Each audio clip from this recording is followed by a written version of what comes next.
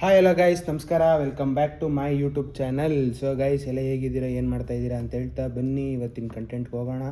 So ಕಂಟೆಂಟ್ಗೆ ಹೋಗೋಕ್ಕಿಂತ ಮುಂಚೆ guys, ಇವಾಗ ಯಾರೆಲ್ಲ ಕ್ರೆಡಿಟ್ ಕಾರ್ಡ್ ಯೂಸ್ ಮಾಡ್ತಾ ಇರ್ತೀರಾ ಅವ್ರಿಗೆಲ್ಲ ಆಲ್ಮೋಸ್ಟ್ ಆಲ್ ಈ ನಾಲೆಡ್ಜ್ ಇದ್ದೇ ಇರುತ್ತೆ. ಸೊ ಕ್ರೆಡಿಟ್ ಕಾರ್ಡಲ್ಲಿ ಸುಮಾರು ಕ್ರೆಡಿಟ್ ಕಾರ್ಡ್ಸು 0% EMIಗೆ ಕೊಡ್ತೀವಿ ನಾವು.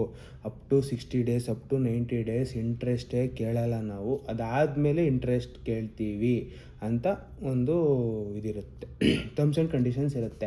ಸೊ ಎಷ್ಟೋ ಜನಕ್ಕೆ ಡೌಟ್ ಇರುತ್ತೆ, 0% ಇಂಟ್ರೆಸ್ಟ್ ಕೊಟ್ಬಿಟ್ಟು ಹೆಂಗರು ಇವರು ಪ್ರಾಫಿಟ್ ಮಾಡ್ತಾರೆ. ಸೊ ಏನು ಮಾಡ್ತಾರೆ, ಪ್ರಾಫಿಟ್ಗೋಸ್ಕರ ಏನು ಮಾಡ್ತಾರೆ ಇವರೆಲ್ಲ, ಹೆಂಗೆ ಬಿಸ್ನೆಸ್ ಮಾಡ್ತಾರೆ ಅಂದರೆ end of the day think ಮಾಡಿದಾಗ ಅವರು ಒಂದು ಬಿಸ್ನೆಸ್ಸೇ ಮಾಡ್ತಾ ಇರೋದು. ಇವಾಗ ಕ್ರೆಡಿಟ್ ಕಾರ್ಡು ಪರ್ಚೇಸ್ ಮಾಡಿ ಅಂದರೆ ಸೇಲ್ ಮಾಡೋದನ್ನು ಕೂಡ ಅದೊಂದು ಫಿನಾನ್ಸ್ ಥರ ಕೊಟ್ಟು ಸೇಲ್ ಮಾಡೋದು ಕೂಡ ಒಂದು ಬಿಸ್ನೆಸ್ಸೇ. So end of the day ಅದು ಹೆಂಗೆ ಪ್ರಾಫಿಟ್ ಮಾಡ್ತಾರೆ. ಮತ್ತು ಎಷ್ಟೋ ಜನ ಎಂಪ್ಲಾಯೀಸ್ನೆಲ್ಲ ಇಟ್ಟಿರ್ತಾರೆ, sales executive, executive manager, CEO ಎಲ್ಲ ಇರ್ತಾರೆ. ಸೊ ಎಲ್ರಿಗೂ ಹೆಂಗೆ ಅಮೌಂಟ್ ಬರುತ್ತೆ, ಯಾವ ಥರ ಏನು, 0% EMI ಕೊಟ್ಬಿಟ್ಟು ಲಾಸ್ ಆಗಲ್ವ ಅವ್ರಿಗೆ ಅಂತ ಸುಮಾರು ಜನಕ್ಕೆ ಡೌಟ್ ಇರುತ್ತೆ ಗೈಸ್. ಸೊ ನೀವು ಅನ್ಕೋತಾರದು ಪಕ್ಕ ಕರೆಕ್ಟೇ. ಸೊ 0% ಇಂಟ್ರೆಸ್ಟ್ ಕೊಟ್ಟರೆ ಅವ್ರಿಗೆ ಏನೂ ಪ್ರಾಫಿಟ್ ಬರಲ್ಲ. ಏನಾಗುತ್ತೆ ಇಲ್ಲಿ ಅಂದರೆ, ಕೆಲವೊಂದು ಟೈಮು ಇವಾಗ ನೀವು ಫಾರ್ ಎಕ್ಸಾಂಪಲ್ ಇವಾಗ VPPA ಫ್ಯಾಷನ್ಸಿಗೆ ಬಂದ್ಬಿಟ್ಟು ನೀವು ಸ್ವೈಪ್ ಮಾಡ್ತೀರಾ, 0% ಇಂಟ್ರೆಸ್ಟಿಗೆ ಹಾಕ್ಕೊಡ್ತೀನಿ. ನನ್ನ ಜೊತೆ ಅವ್ರು ಟೈ ಆಗಿರ್ತಾರೆ, ದೊಡ್ಡ ಬ್ರ್ಯಾಂಡ್ ಜೊತೆ ಅವ್ರು ಟೈ ಆಗಿರ್ತಾರೆ.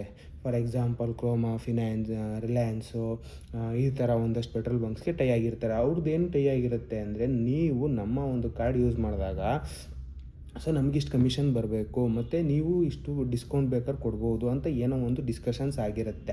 ಸೊ ಈ ರೀತಿ ಒಂದು ಅಂಡರ್ಸ್ಟ್ಯಾಂಡಿಂಗ್ ಇರುತ್ತೆ, ಬಿಸ್ನೆಸ್ ಟು ಬಿಸ್ನೆಸ್ ಮತ್ತು ಬಿಸ್ನೆಸ್ ಮಧ್ಯೆ ಒಂದು ಅಂಡರ್ಸ್ಟ್ಯಾಂಡಿಂಗ್ಸ್ ಇರುತ್ತೆ. ಅದು ಅವ್ರ ಮಧ್ಯೆ ಒಂದು ಟ್ರಾನ್ಸಾಕ್ಷನ್ಸ್ ನಡೀತಾ ಇರುತ್ತೆ. ಅದು ನಮ್ಗೆ ಯಾರಿಗೂ ಗೊತ್ತಾಗಲ್ಲ, ಕಾಮನ್ ಪೀಪಲು ಗೊತ್ತಾಗಲ್ಲ. ಸೊ ಇವಾಗ ಕಾಮನ್ ಪೀಪಲಿಂದ ಅಂದರೆ ಯಾರು ಕ್ರೆಡಿಟ್ ಕಾರ್ಡ್ ಯೂಸ್ ಮಾಡ್ತಾರಲ್ಲ ಅವರಿಂದ ಹೆಂಗೆ ಬೆನಿಫಿಟ್ಟು ಅಂತ ಹೇಳ್ತೀನಿ ಬನ್ನಿ ಗೈಸ್. ಇವಾಗ ನೀವು ಕ್ರೆಡಿಟ್ ಕಾರ್ಡ್ ತಗೊಳ್ಳೋದು ಯಾರೂ ಕೂಡ ಲೈಕ್ ನನ್ನ ಹತ್ರ ತುಂಬ ದುಡ್ಡು ಐತೆ ಬಟ್ ಆದರೂ ಕ್ರೆಡಿಟ್ ಕಾರ್ಡ್ ತಗೊಳ್ಳೋಣ ಅಂತ ಯಾರೂ ತಗೊಳ್ಳಲ್ಲ. ತಗೊಂಡ್ರೂ ಚಿಕ್ಕ ಪುಟ್ಟ ಕ್ರೆಡಿಟ್ ಕಾರ್ಡ್ ತಗೊಂಡು ಅವರ ಒಂದು ಸಿಬಿಲ್ ಸ್ಕೋರ್ಗೋಸ್ಕರ ಹ್ಯಾಂಡಲ್ ಮಾಡ್ಕೊಂಡು ಹೋಗ್ತಾರೆ. ಬಟ್ ಮೇಜರಾಗಿ ತಗೊಳ್ಳೋದೇ ಎಮರ್ಜೆನ್ಸಿ ಟೈಮಲ್ಲಿ ನನಗೆ ಇವಾಗ ದುಡ್ಡು ಬೇಕು, ನಾನು ಇವಾಗ ತಗೊಂಡು ಬೇಕಾದ್ರೆ ನಿಧಾನಕ್ಕೆ 2,000 ಸಾವಿರ, 1,000 ಸಾವಿರ, 3,000 ಸಾವಿರ ಕಟ್ಕೊಂಡು ಹೋಗ್ತೀನಿ ತಿಂಗಳ ಅಂತ ತಗೊಳ್ಳೋರು. ಸೊ ಇವಾಗ ಹಂಗೆ ತಗೊಂಡ್ಮೇಲೆ ನೀವು ಇವಾಗ ಫಾರ್ ಎಕ್ಸಾಂಪಲ್ ನಿಮ್ಮ ಕೈಯಲ್ಲಿ ಒಂದು 20,000 ರೂಪಾಯಿದು ಐತೆ ಅಂದಾಗ ಏನು ಮಾಡ್ತೀರಾ, 20,000 ಸ್ವೈಪ್ ಮಾಡ್ತೀರಾ, ವಿತಿನ್ 30 ಡೇಸ್ 60 ಡೇಸ್ ಅಷ್ಟೆಲ್ಲ ರೀಪೇ ಮಾಡಿಬಿಡ್ತೀರಾ. ಓಕೆ ಫೈನ್, ಕ್ಲಾರಿಟಿ ಸಿಕ್ತು. ಅದೇ 50,000 ತಗೊಂಡಾಗ ಓಕೆ ಅದನ್ನೂ ಕೂಡ ಒಂದು 90 ಡೇಸ್ ಕೊಟ್ಟರೆ ಅದನ್ನೂ ಕ್ಲಿಯರ್ ಮಾಡಿಬಿಡ್ತೀರಾ. Okay fine. ಇವಾಗ 1,00,000 ಕಾರ್ಡ್ ಕೊಟ್ಬಿಟ್ರು 90 ಡೇಸಲ್ಲಿ ಯಾವುದೇ ಕಾರಣಕ್ಕೂ ಆಗಲ್ಲ. ಇಫ್ ಇನ್ ಕೇಸ್ ನಿಮ್ಮ ಸ್ಯಾಲ್ರಿನ 25-30K ಇದ್ದರೆ, ಸೊ 40K 50K ಇದ್ರೂ ಆಲ್ಮೋಸ್ಟ್ ಅಲ್ಲೂ ಆಗಲ್ಲ 1,00,000ನ ವಿತಿನ್ 60 ಡೇಸ್ ಅಥವಾ 90 ಡೇಸ್ ಅಷ್ಟರಲ್ಲೇ ಕಂಪ್ಲೀಟಾಗಿ ಕ್ಲಿಯರ್ ಮಾಡೋದಕ್ಕೆ. ಅವಾಗ ಏನಾಗುತ್ತೆ, ಎಕ್ಸ್ಟೆಂಡ್ ಆಗುತ್ತೆ ಪೀರಿಯಡು. ಸೊ ಪೀರಿಯಡ್ ಎಕ್ಸ್ಟೆಂಡ್ ಆದಾಗ ನಿಮಗೆ ಇಂಟ್ರೆಸ್ಟ್ ಬಿದ್ದೇ ಬೀಳುತ್ತೆ. ಸೊ ಇಂಟ್ರೆಸ್ಟು ಅವ್ರಿಗೆ ಹೋಗ್ತಾ ಇರುತ್ತೆ. ಓಕೆನಾ, ಇದು ಒಂಥರ. ಇದರಲ್ಲಿ ಮೇಜರಾಗಿ ಅವರು ತುಂಬ ಪ್ರಾಫಿಟ್ ಮಾಡಲ್ಲ, ಲೈಟಾಗಿ ಪ್ರಾಫಿಟ್ ಮಾಡ್ತಾರೆ. ಆಮೇಲೆ ಇನ್ನೂ ಒಂದು ಮೇಜರ್ ಪ್ರಾಫಿಟ್ ಬರೋದು ಇಲ್ಲೇ ಗೈಸ್. ಸೊ ಏನಾಗುತ್ತೆ, ಪೆನಾಲ್ಟಿ. ಇವಾಗ ನೀವು 12 ಮಂತ್ಸ್ ಪ್ಲ್ಯಾನ್ಗೆ ಸಮಥಿಂಗ್ ಲೈಕ್ ನೀವು ಕ್ರೆಡಿಟ್ ಕಾರ್ಡ್ನ ಸ್ವೈಪ್ ಮಾಡಿರ್ತೀರ, 12 ಮಂತ್ಸ್ ಟಾರ್ಗೆಟ್ ಇರುತ್ತೆ, ಮಂತ್ಲಿ ಇಷ್ಟು ಕಟ್ಟಬೇಕು ಅನ್ನೋದೊಂದು ಇರುತ್ತೆ ಟಾರ್ಗೆಟು.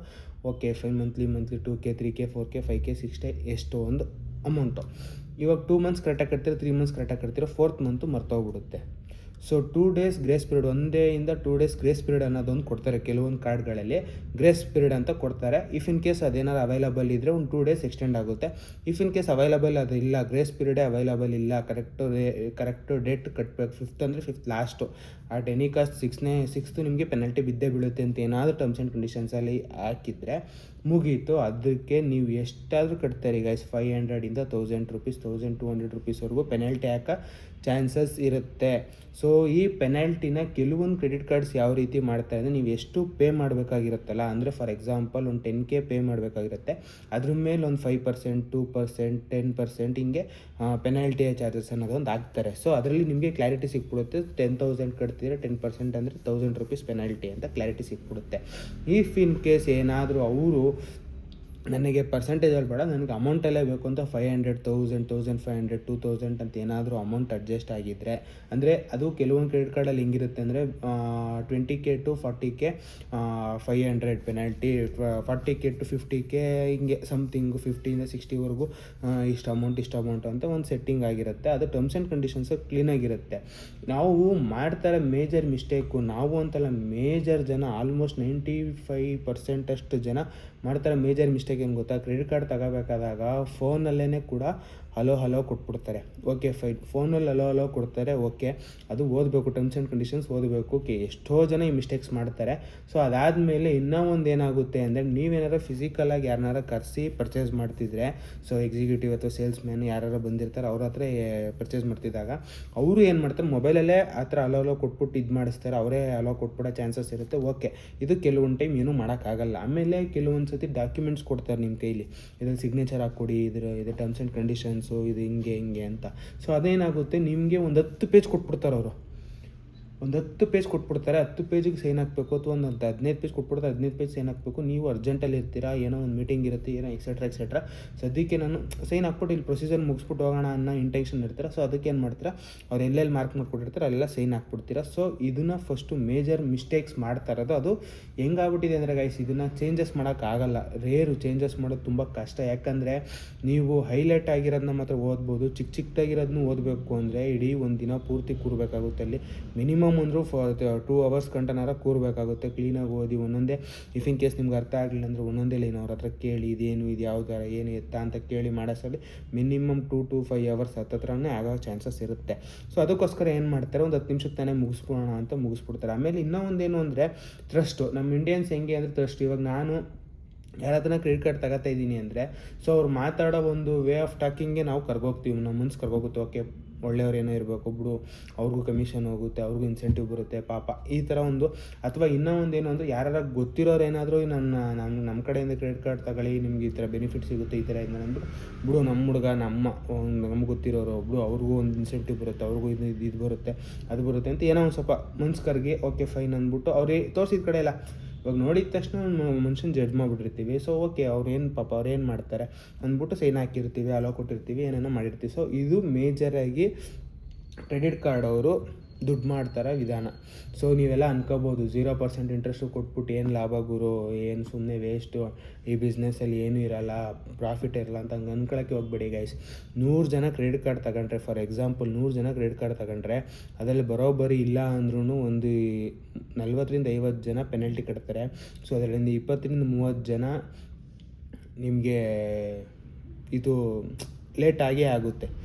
ಒಂದು ಟೈಮು ಲೇಟಾಗಿ ಪೆನಾಲ್ಟಿ ಕಟ್ಟಿ ಆಮೇಲೆ 3 ಮಂತ್ಸ್ಗಿಂತ ಜಾಸ್ತಿ ತಗೊಂಡು ಇಂಟ್ರೆಸ್ಟ್ ಕಟ್ಟೋರು ಒಂದು 20-30 ಜನ ಸಿಗ್ತಾರೆ. ಆಮೇಲೆ ಕರೆಕ್ಟ್ ಟೈಮ್ಗೆ 60 ಡೇಸ್ ಅಷ್ಟೇ ಕಟ್ಟೋರು ಕಡಿಮೆ ಅಂದರೆ ಕಡಿಮೆ, ಒಂದು 10ರಿಂದ 15-20 ಜನ ಅಷ್ಟೇ. ಸೊ ಅದೂ ತುಂಬ ಜಾಸ್ತಿ ಗೈಸ್. 15-20 ಜನನೂ ತುಂಬ ಜಾಸ್ತಿ. 10 ಜನದ ಒಳಗಡೆನೇ ನನ್ನ ಪ್ರಕಾರ ಕೇಳಿದ್ರೆ 100 ಜನದಲ್ಲಿ. ಸೊ ಈ ರೀತಿ ಒಂದು ಆಗಬೇಕಾದಾಗ ಅವ್ರು ಪ್ರಾಫಿಟ್ ಮಾಡಿದ್ರೆ ಇನ್ನೇನು ಮಾಡ್ತಾರೆ, ಆರಾಮಾಗಿ ಮಾಡ್ತಾರೆ. ಪೆನಾಲ್ಟಿಲೇ ಅವರು ಬದುಕ್ಬಿಡ್ಬೋದು. ಯಾಕೆ ಅಂದರೆ ಗೈಸ್, ಇವಾಗ ನೀವು ಇಮ್ಯಾಜಿನ್ ಮಾಡ್ಕೊಳ್ಳಿ, ಕ್ರೆಡಿಟ್ ಕಾರ್ಡು ಒಂದು 3 ಲಕ್ಷ ಜನಕ್ಕೆ ಹಂಚಿರ್ತಾರ. 3 ಲಕ್ಷ ಜನ ಅಂದರೆ ಎಷ್ಟು ದಿನಕ್ಕೆ ಹತ್ತತ್ರ ಏನಿಲ್ಲ ಅಂದ್ರೂ, ಕನಿಷ್ಠ ಇಲ್ಲ ಅಂದ್ರೂ ಒಂದು 1000 ಜನ 2000 ಜನ ಪರ್ಚೇಸ್ ಮಾಡ್ತಾ ಇರ್ತಾರೆ. ಸೊ ಹಂಗೆ ಪರ್ಚೇಸ್ ಮಾಡಬೇಕಾದಾಗ ಎಷ್ಟು ಜನ ಪೆನಾಲ್ಟಿ ಕಟ್ಬೋದು, ಎಷ್ಟು ಇದಾಗ್ಬೋದು. ಅವ್ರಿಗೆ 5ನೇ ತಾರೀಕು ಬಂತು ಅಂದರೆ ಅವ್ರಿಗೆ ಖುಷಿ. ರಿಕವರಿ ಆಗೋ ಅಮೌಂಟ್ ಅಂದರೆ ಇರೋ ಅಮೌಂಟ್ನೆಲ್ಲ ಪ್ರೀಪೇ ಮಾಡ್ತಾ ಇರ್ತಾರೆ. ಒಂದು ಟ್ರಾನ್ಸಾಕ್ಷನ್ಸ್ ನಡೀತಾ ಇರುತ್ತೆ. ಅದಾಗ್ಬಿಟ್ರೆ 5ನೇ ತಾರೀಕು ಕಳೀತು, 6ನೇ ತಾರೀಕು 7ನೇ ತಾರೀಕು ಬಂತು ಅಂದರೆ ಪೆನಾಲ್ಟಿ ಕಟ್ಟೋರಿಗೆ ಬರ್ತಾರೆ. ಸೊ 10ನೇ ತಾರೀಕು ಬಂತು ಅಂದರೆ ಎಲ್ಲ, ಅಂದರೆ 8ನೇ ತಾರೀಕಿಂದ 10ನೇ ತಾರೀಕು ಅಷ್ಟೇ ಎಲ್ಲ ಕ್ಲಿಯರ್ ಆಗಿರೋರು. ಇಫ್ ಇನ್ ಕೇಸ್ ಅವಾಗಲೂ ಕ್ಲಿಯರ್ ಆಗಿಲ್ಲ ಅಂದರೆ ಡಬಲ್ ಪೆನಾಲ್ಟಿ. ಸೊ ಪರ್ ಡೇಗೆ ಇಷ್ಟು ಪೆನಾಲ್ಟಿ ಅಂತಲೂ ಐತೆ ಕೆಲವೊಂದು ಕ್ರೆಡಿಟ್ ಕಾರ್ಡಲ್ಲಿ. ಸೊ ನೀವು ಇವಾಗ ಇವತ್ತು 5ನೇ ತಾರೀಕು, ಫಾರ್ ಎಕ್ಸಾಂಪಲ್ ಇವತ್ತು 5ನೇ ತಾರೀಕು ಅಂತ ಇಮ್ಯಾಜಿನ್ ಮಾಡ್ಕೊಳ್ಳಿ. ಸೊ 5ನೇ ತಾರೀಕು ಇವತ್ತು ಕಟ್ಟಿಲ್ಲ ನೀವು, ಪೆನಾಲ್ಟಿ ಬಿದ್ದುಬಿಡ್ತು. 6ನೇ ತಾರೀಕು ಪೆನಾಲ್ಟಿ ಬಿದ್ದುಬಿಡ್ತು. ಸೊ 6ನೇ ತಾರೀಕು ಕಟ್ಟಿದ್ರೆ ಅದೊಂದೇ ಪೆನಾಲ್ಟಿ. 7ನೇ ತಾರೀಕಿಗೆ ತಿರ್ಗಿ ಇನ್ನೊಂದು ಪೆನಾಲ್ಟಿ ಬೀಳುತ್ತೆ ಪ್ಲಸ್ಸು. ಅಡಿಷ್ನಲ್ ಆಗಿ 8ನೇ ತಾರೀಕಿಗೆ ತಿರ್ಗಾ ಪೆನಲ್ಟಿ ಬೀಳೋ ಚಾನ್ಸಸ್ ಇರುತ್ತೆ, 10ನೇ ತಾರೀಕಿಗೆ ಇನ್ನೂ ಪೆನಲ್ಟಿ ಬೀಳೋ ಚಾನ್ಸಸ್ ಇರುತ್ತೆ. ಸೊ ಅದನ್ನು ನೀವು ಫೋನ್ ಮಾಡಿ ರಿಕ್ವೆಸ್ಟ್ ಮಾಡಿ ರಿಮೂವ್ ಮಾಡಿಸ್ಬೋದು. ಕೆಲವೊಂದು ಕಾರ್ಡಲ್ಲಿ ರಿಮೂವ್ನೇ ಮಾಡಲ್ಲ. ಸೊ ಕಟ್ಟಲೇಬೇಕು, ನೀವು ಕಟ್ಟಲಿಲ್ಲ ಅಂದರೆ ಸಿಬಿಲ್ ಸ್ಕೋರ್ ಡ್ಯಾಮೇಜ್ ಆಗುತ್ತೆ, ಹಂಗೆ ಹಿಂಗೆ ಅಂತ ಇದು ಮಾಡ್ತಾರೆ. ಸೊ ಅದಕ್ಕೋಸ್ಕರ ಹುಷಾರಾಗಿ ಪರ್ಚೇಸ್ ಮಾಡಿ. ಸೊ ಟರ್ಮ್ಸ್ ಆ್ಯಂಡ್ ಕಂಡೀಷನ್ಸ ಕ್ಲೀನಾಗಿ ಓದಿ. ಸೊ ಯಾವುದೇ ಕಾರಣಕ್ಕೂ ಕ್ರೆಡಿಟ್ ಕಾರ್ಡ್ ಕೊಡೋರೆಲ್ಲ ಯಾರೂ ಪ್ರಾಫಿಟ್ ಮಾಡ್ತಾಯಿಲ್ಲ, ಎಲ್ಲ 0% ಇಂಟ್ರೆಸ್ಟು ಕೊಟ್ಬಿಟ್ಟು ಏನೊಂದು 10 ಜನ ಪೆನಲ್ಟಿ ಕಟ್ಬೋದು, ಒಂದು 5 ಜನ ಪೆನಲ್ಟಿ ಕಟ್ಬೋದು 100 ಜನದಲ್ಲಿ ಅನ್ಕೊಳ್ಳೋ ಸುಳ್ಳು. ಅದು ರಿವರ್ಸ್ ಮಾಡಿ, ಯಾಕಂದರೆ ಸುಮಾರು ಜನ ಕಟ್ಟಲ್ಲ, ಸುಮಾರು ಜನ ಪೆನಲ್ಟಿ ಕಟ್ತಾರೆ. ಆಮೇಲೆ ಇನ್ನೂ ಒಂದು ಮೇಜರ್ ಮಿಸ್ಟೇಕ್ ಏನು ಅಂದರೆ, ಸುಮಾರು ಜನ ಒಂದು 10-15 ಕಾರ್ಡ್ ಯೂಸ್ ಮಾಡ್ತಾ ಇರ್ತಾರೆ. ಯಾವ ಟೈಮಲ್ಲಿ ಯಾವ ಕಾರ್ಡಿಗೆ ರೀಪೇ ಮಾಡಬೇಕು ಅನ್ನೋದನ್ನೇ ಮರ್ತೋಗಿರ್ತಾರೆ ಕಂಪ್ಲೀಟಾಗಿ. ಸೊ ಆ ಮರ್ತೋಗಿರೋ ಇದನ್ನು ಏನೋ ಒಂದು ಟೆನ್ಷನ್ ಮರ್ತೋಗಿರ್ತಾರೆ, ಅದೊಂದು 2 ದಿನ ಆಗೋಯ್ತು ಅಂದರೆ 2 ದಿನ ಪೆನಲ್ಟಿ ಕಟ್ತಾ ಇರ್ತಾರೆ. ಸೊ ಈ ರೀತಿ ಕಟ್ತಾ ಇರ್ತಾರೆ. ಸೊ ಈ ರೀತಿ ನಡೆಯುತ್ತೆ ಕ್ರೆಡಿಟ್ ಕಾರ್ಡ್ ಬಿಸ್ನೆಸ್ಸು ಅಂತ ಹೇಳ್ತಾ ಗೈಸ್ ಈ ವಿಡಿಯೋಲಿ ನಿಲ್ಲಿಸ್ತಾ ಇದ್ದೀನಿ. Love you, lots of take care guys, bye, signing off guys.